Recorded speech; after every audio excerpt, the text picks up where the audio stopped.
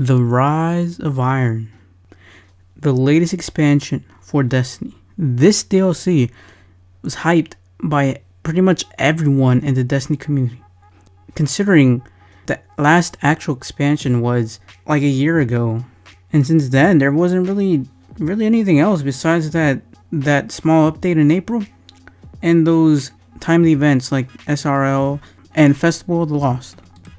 Thing is though, nobody likes Prison of Elders. At least people that I met. Most of them didn't like Prison of Elders to begin with. Pretty much what I'm trying to say is, in perspective, Rise of Iron is the rain after a long drought. Look, call me a desticle, but I'm really enjoying Destiny with this DLC. The story and the cutscenes are phenomenal. Now, I know what you're thinking. Destiny?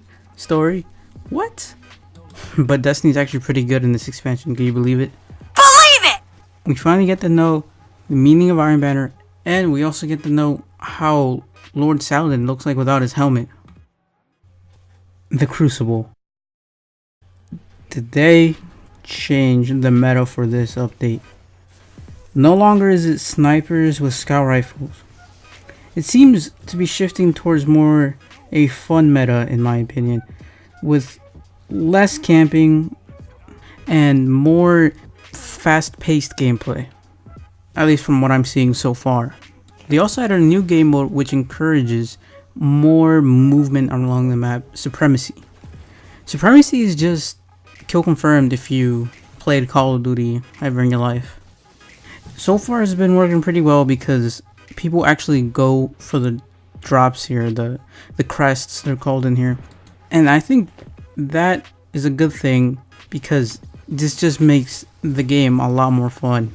They also added 3 new maps, 4 if you're on PlayStation, and a lot of these maps are pretty close range maps. I'm liking most of them, and I'm having a lot of fun in Supremacy. Trials is also back, and seeing how snipers were nerfed, I can actually see people using their primary weapons in Trials. I've been playing it a lot this weekend. I didn't go flawless, I came really close. And most people were using their primary. I did a couple games where people were just sitting back with snipers, but it's a lot less than year 2. And another good thing is that gun choices are also varying in Trials. Because I remember year 1 Trials, it was pretty much just a thorn or last word with a sniper.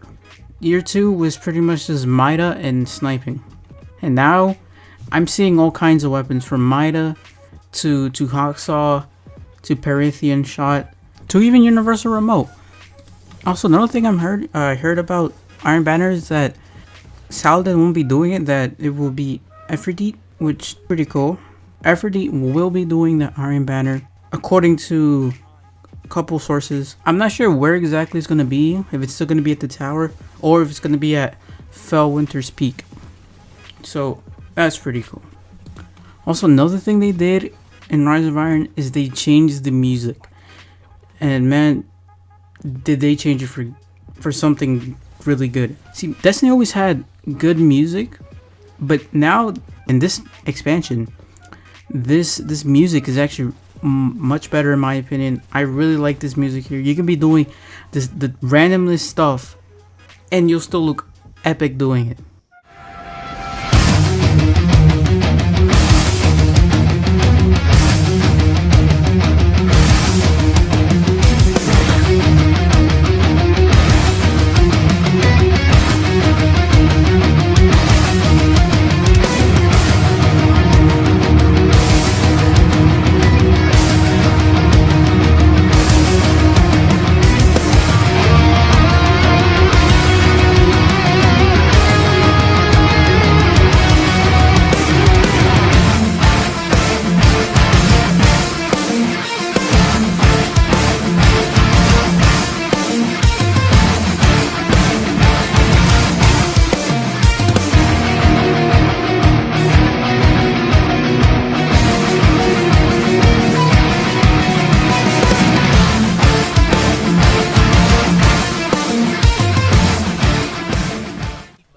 And last thing I'm going to be talking about to you guys is the raid.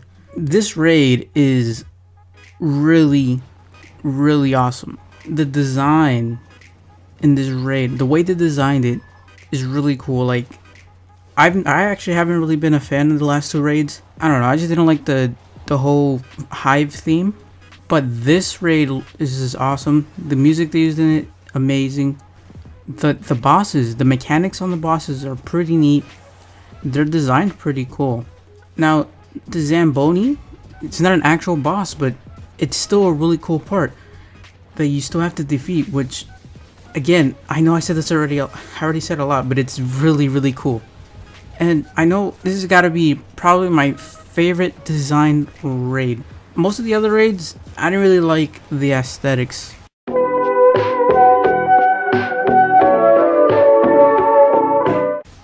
I overall really like this expansion, but there's a couple things that aren't good.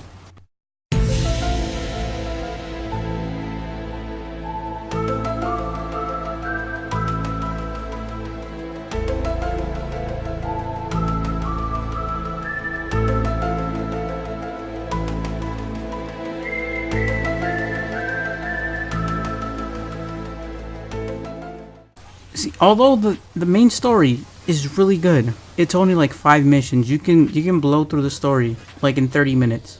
They also added another type of box similar to the Sterling Treasures, but the thing about this is that you can only get one a week. Just one.